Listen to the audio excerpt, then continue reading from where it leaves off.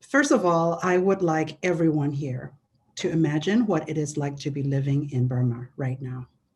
So let's imagine that US military has committed a treasonous coup, throwing out the November election result. Let's imagine that the military has dissolved the three branches of power and consolidated all the powers into the hands of one egotistical, sociopathic commander-in-chief who thinks he is above the law and who thinks military and police are above the law. Let's imagine every single senator, every congressional representative who opposed the coup are in hiding. And those senators that are found get thrown into jail. And imagine that the police and soldiers, instead of protecting you, decided to treat citizens as enemies of the most powerful man.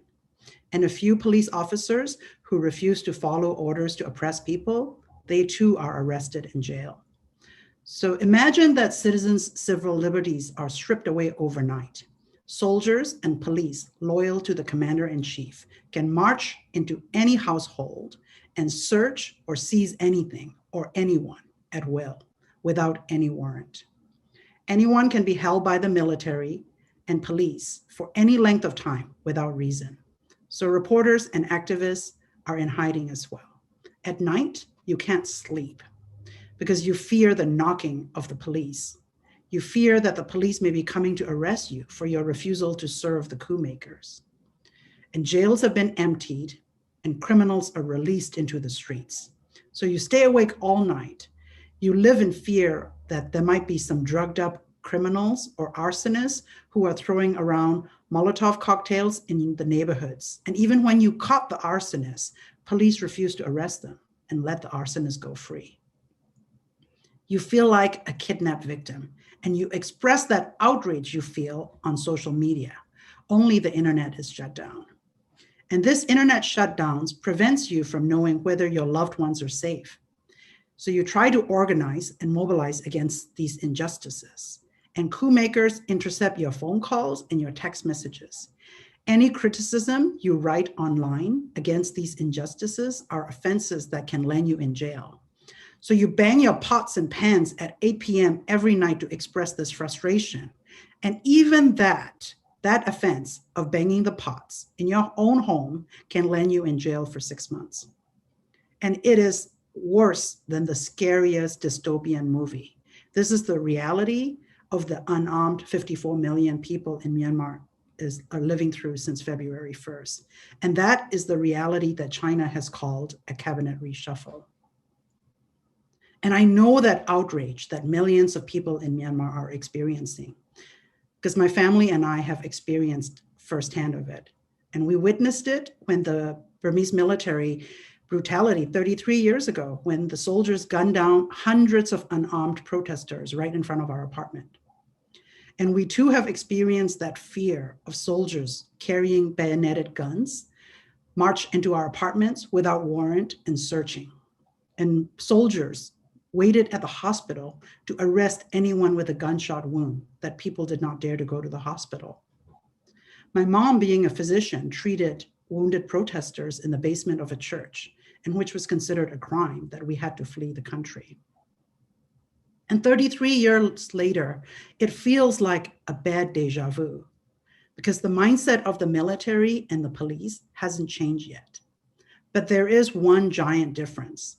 Everyone have access to smartphones and social media.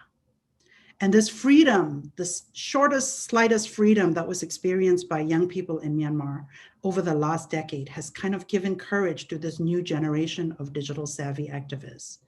Today, information flows at the speed of light.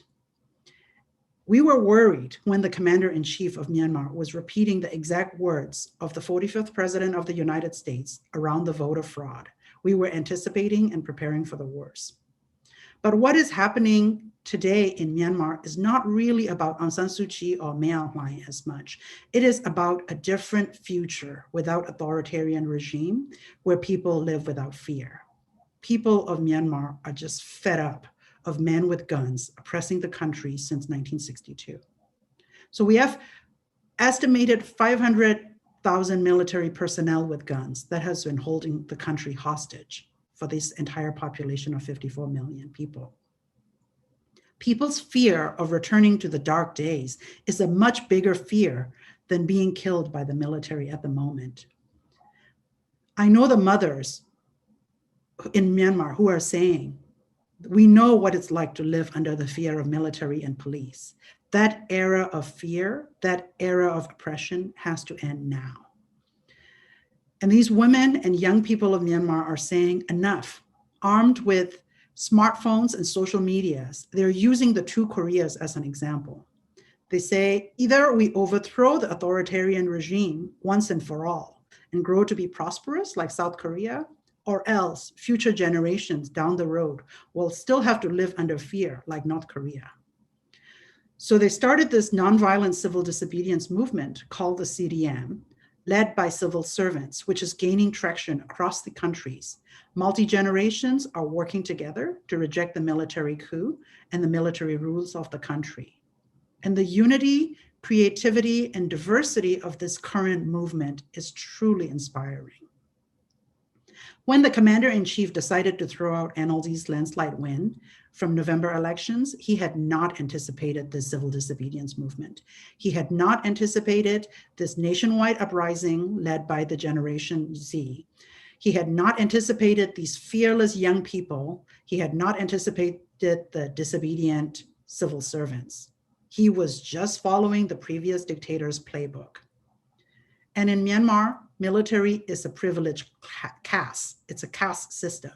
In order to isolate the military caste from the civilians, military personnel in Myanmar have their own hospitals, their own banks, their own golf courses, all in these isolated gated communities, compounds of military all over the country. Those in the military were not allowed to listen to shortwave radios in the past for fear of overhearing BBC Burmese news. But today, military personnel are not as isolated as before because of smartphones and social media. Soldiers and police have access to the same information on social media that everyone else have. So soldiers and police may lie that millions of people are supporting them, but they really do know how millions of citizens really feel about the impunity culture of the military. We are hoping that the social media and smartphones in the hands of courageous citizens could be the catalyzing difference that support the people of Myanmar's efforts to end authoritarian rule. We are at a fork in the road right now. With international pressure, this civil disobedience movement can succeed. When we finally manage to overthrow the regime once and for all, we need to be forging a truly federal democratic country out of the ashes of the last 60 years of military rule. And this time we need to build back better, not a compromised democracy of the most recent era with the tenuous power sharing deal with the military. This time we need peace with equal rights and citizenship for all our marginalized ethnic and religious communities. We need an end to the culture of impunity for the military, this institution that has committed gross violations of people's human rights and mass atrocities over the decades. And we need to shift power from the men with guns to women with smartphones. And this alternative to this is the darkness that we have been living in, not just over these last few heartbreaking weeks, but the decades of oppression that preceded it. So my appeal to all of you is to please stand with the courageous people of Myanmar. Thank you.